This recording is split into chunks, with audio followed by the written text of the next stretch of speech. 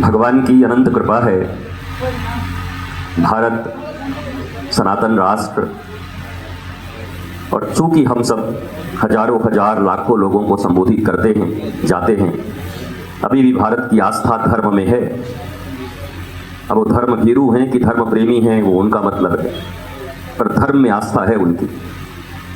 और उस धर्म में आस्था के कारण ये यहीं पर जो लोग बैठे हैं वही करोड़ों लोगों को संबोधित करते हैं। इतने जितने लोग बैठे हैं ये करोड़ों लोगों को संबोधित कर चुके हैं।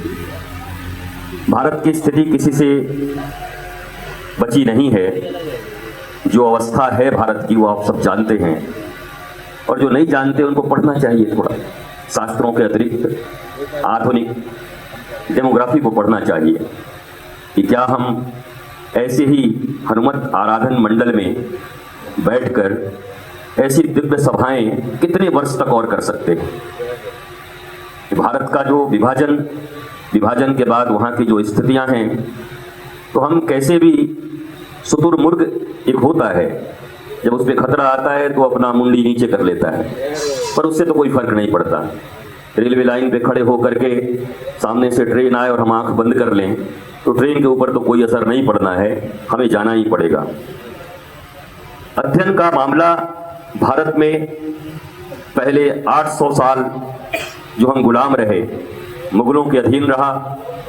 फिर एक आए मैकोले, उन्होंने शिक्षा पद्धति दी। हमें समझ में नहीं आता, हम ब्रजवासियों को, अयोध्यावासियों को, काशीवासियों को, और जो धर्म में हैं उनको समझ नहीं आता उतना, क्योंकि हम 24 घंटे उसी में डूबे रहते। परंतु मैकोले की शिक्षा की व्यवस्था का क्या बुरा प्रभाव पड़ा है, और कैसे कैसे प्रश्न आज धर्म के ऊपर उठते हैं। ये कौन है? ये कोई अन्य मत के लोग नहीं उठाते, हमारे आपके बीच में है। हमारी संख्या, आस्तिक नास्तिकों की संख्या, ये सब भी बात हमें बताना चाहिए लोगों को। आस्तिक कितने हैं, उस आस्तिक में भी कितने विभाग हैं हमारे पास, नास्तिक कितने हैं, अन्य पंथ मजहब के कितने लोग हैं, और फिर हमारे भीतर जातियों की एक महा रोग जिसको कहें कैंसर की तरह, वो जो दिन प्रतिदिन खाया जा रहा है, उस संदर्भ में व्यासासन से, व्यासपीठ से अब भारतवर्ष को अवश्य ही जागृत करने का समय आया है।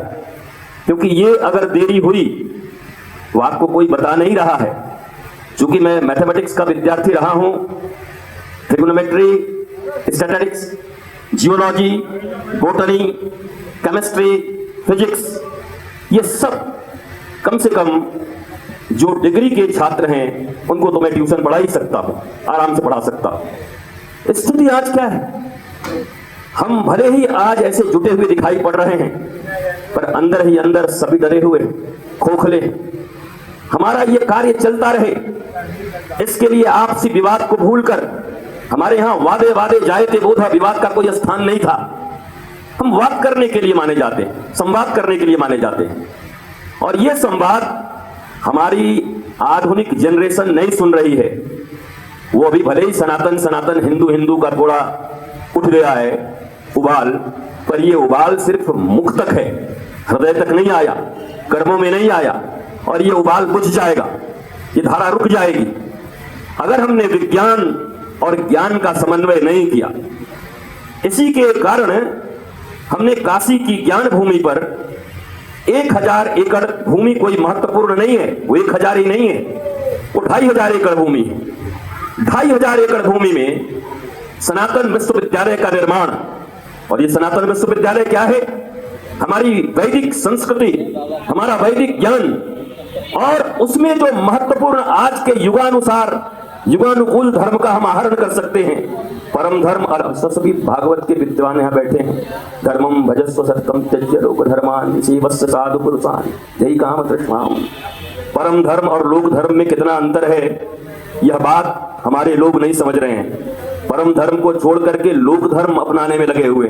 भाई हमारा तो ये धर्म है, हमारी तो मित्रता निभाना धर्म है। मित्रता तो कर्ण भी निभा रहा था दुर्योधन के साथ, क्या हुआ? तो लोक धर्म का कोई मतलब नहीं जब तक परम धर्म से हम युक्त नहीं हैं। और मैं बड़ा आह्लादित हूं आप सबों के बीच में, यहाँ जितने भी लोग बैठे हैं वो सब परम धर्म के व्याख्याता और आचरणशील लोग हैं, तो आपको प्रणाम करते हुए कहना चाहता हूं कि जब जब अवसर मिले तब भारतवासियों को नहीं, सनातन के जहां भी लोग हैं, और सनातन शब्द कहते हुए कोई 140 करोड़ और 150 करोड़ की बात नहीं होती। सनातन का अर्थ है सर्वे भवन्तु सुखिनः सर्वे सन्तु निरामया।